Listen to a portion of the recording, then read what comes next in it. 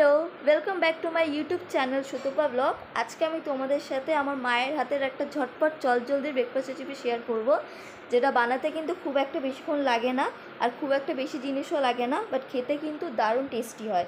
তো আজকের খাবারটা আমরা ম্যাগি দিয়ে বানাবো। তোমরা দেখতেই পাচ্ছ এখানে মা প্রথমে ম্যাগিটাকে সেদ্ধ করে নিয়েছে, তারপর এর মধ্যে দিয়ে দিয়েছে লঙ্কা গুঁড়ো, হলুদ গুঁড়ো আর এখন দিয়ে দিচ্ছে ম্যাগি মশলা। এরপর এর মধ্যে দিয়ে দিতে হবে হচ্ছে পরিমাণ মতো নুন। তারপর এর মধ্যে দিয়ে দিতে হবে কেটে রাখা টমেটো কুচি, লঙ্কা কুচি আর পেঁয়াজ কুচি।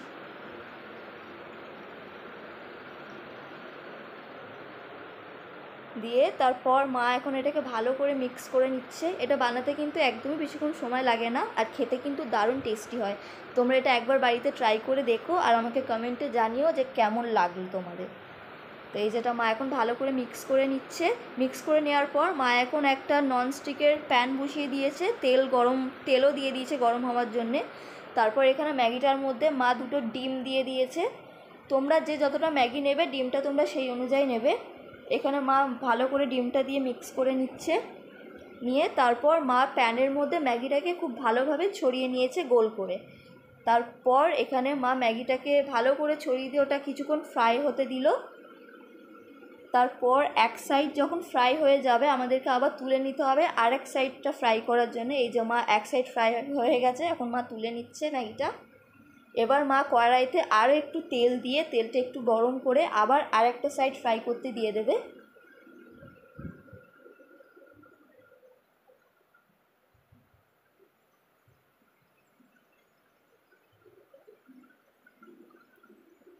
এই যে তেলটা গরম হচ্ছে আর মা এখন এবার আরেকটা সাইড ফ্রাই করতে দিয়ে দেবে।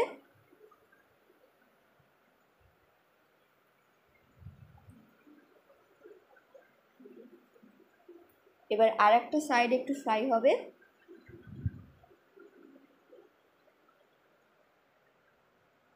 তো মা আরেকটু তেল দিয়ে দিল যাতে ভালোভাবে জিনিসটা ফ্রাই হয়।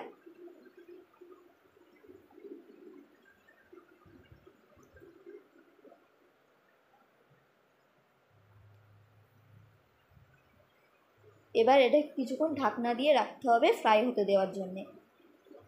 তো এবার ফ্রাই হয়ে দুটো সাইডই খুব ভালো মতো ফ্রাই হয়ে গেছে। এবারে মা টমেটো কেচাপ দিয়ে দিচ্ছে। টমেটো কেচাপটা পুরো ম্যাগিটার মধ্যে ভালোভাবে স্প্রেড করে নিচ্ছে।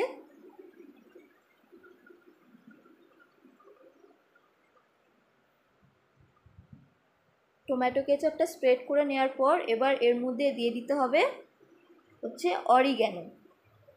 তারপর এর মধ্যে দিয়ে দিতে হবে অনেকগুলো চিজ। এখানে মা প্রচুর চিজ দিয়েছিল আমার জন্যে, কারণ আমি চিজ খেতে প্রচণ্ড ভালোবাসি। তো এই যে মা চিজ দিয়ে দিচ্ছে।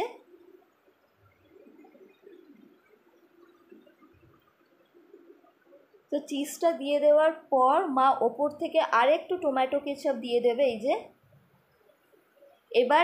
এবার কিছুক্ষণ মা ঢাকা দিয়ে রাখবে, জাস্ট চিজটা একটু মেল্ট হওয়া পর্যন্ত আমরা ওয়েট করব। চিজটা মেল্ট হয়ে গেলেই আমাদের রান্নাটা হয়ে যাবে।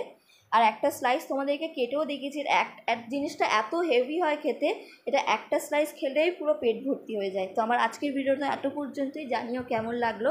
ভালো লাগলে লাইক করো, কমেন্ট করো, শেয়ার করো আর চ্যানেলটাকে সাবস্ক্রাইব করে দিও। আর অবশ্যই বাড়িতে একবার ট্রাই করে